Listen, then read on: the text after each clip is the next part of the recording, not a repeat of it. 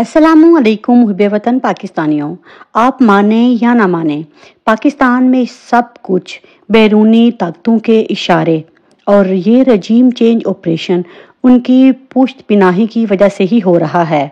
ये सब पाकिस्तान को टुकड़े टुकड़े करने का प्लान है और साथ में जोहरी हथियारों को हथियाने का भी। इसके बाद मुल्क में अनारकी फैल जाएगी, जंगा हानि होगी, कत्ले आम होगा। इससे एस्टेब्लिशमेंट को कोई गरज नहीं।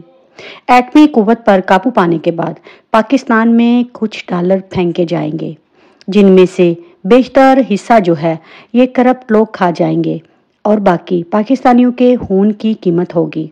पाकिस्तानी मिजाज के मुताबिक बहुत लोग ये कहेंगे कि ठीक है, हमने अपने एटमी हथियार क्या करने हैं।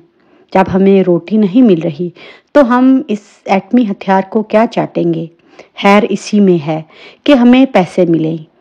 असल में ये सारी जंग जो है पाकिस्तानी की आज़ादी सलब करने की हो रही है। ये जो कुछ भी हो रहा है इसमें एक ही बंदा रुकावट है और उसका नाम है इमरान खान।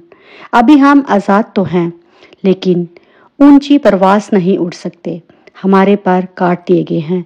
आप 9 मई के वाक़े को ही देख लीजिए। क्या कोर कमांडर हाउस इतना अहम था?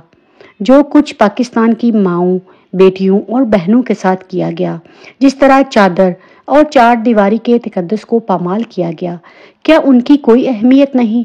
क्या ईंटों के घर की इतनी अहमियत है कि आपने लोगों पर अंधाधुंध तशद्दुद किया?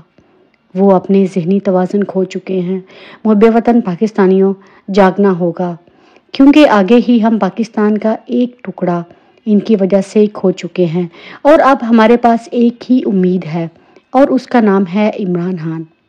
इमरान खान ने ये भी कहा है कि एक नया प्लान भी तैयार किया गया है कोयटा में, इसीलिए इमरान खान के ऊपर मुकदमा बनाया गया है।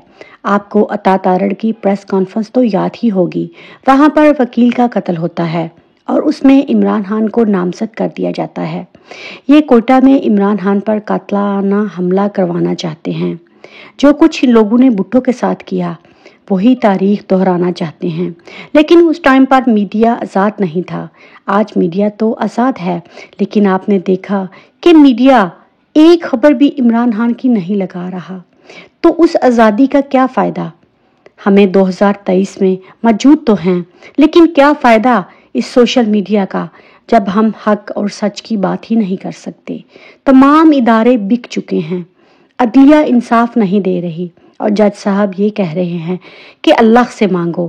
फिर अल्लाह से तो दुआ ही मांगी जा सकती है, लेकिन अल्लाह ने ये भी हुक्म दिया है कि अपने हकूक़ हासिल करने के लिए हमें जद्दोजहद करनी पड़ेगी। इमरान खान इस टाइम पर पाकिस्तान की वाहिद उम्मीद हैं। इमरान खान हर कीमत पर पाकिस्तान को इस माफिया से आज़ाद करवाना चाहते हैं। जो कुछ पाकिस्तान के साथ हो रहा है उसकी एक उम्मीद और किरण इमरान खान है। आज इमरान खान ने लतीफ़ खान खोसा से उनके घर में मुलाकात की और उनसे कहा कि कोयटा में आप मेरे वकील बने, मेरे इस केस को आप लड़ें और इंशाल्लाह अब वकला बरादरी इमरान खान के साथ शाना बिशाना खड़ा होगी। लतीफ़ खोसा जो हैं उन्होंने इमरान खान की इस ऑफ़र को कबूल कर लिया है। और दूसरी आज की सबसे बड़ी ब्रेकिंग न्यूज़ यही है कि बनी गाला में इमरान खान क्यों गए। इमरान खान की किस आईएसआई के अफसर से मुलाकात हुई? कौन सी ऐसी शख्सियत थी जो इमरान खान के जाने से पहले बनी गाला में मौजूद थी? क्या फिर से कप्तान को ट्रैप किया जाएगा? क्या मुलाकात में अहम बात होने जा रही है? क्या एक कौन इमरान खान के पाँव पकड़ने जा रहा है? आहर बनी गाला में उस शख्स ने इमरान खान से माफ़ी तलब की है। मुहब्बे वतन पाकिस्तानियों, इमरान खान जो हैं वो इस टाइम पर बनी गाला में सिर्फ इसीलिए मौजूद हैं क्योंकि इस टाइम पर इमरान खान के लिए रोज़ रोज़ लाहौर से इस्लामाबाद आना बहुत ही ज़्यादा मुश्किल है। इसीलिए कप्तान जो हैं वो इस टाइम पर बनी गाला में मौजूद हैं। तो ये अफवाहें जानबूझकर फैलाई जा रही हैं। अगर कप्तान ने कोई डील करनी होती तो आपको क्या लगता है कि वो डील ज़मान पार्क में नहीं हो सकती? बिल्कुल हो सकती थी। इमरान खान को 2 ही ऑप्शन दिए गए थे कि या तो माइनस हो जाओ और यहाँ मुल्क छोड़कर लंदन या दुबई चले जाओ।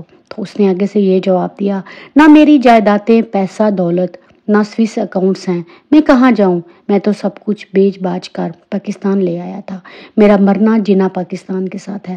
تو اصل میں اب ٹینشن یہی بنی ہے کہ کرپٹ عناصر کو کس طرح عمران کے پیچھے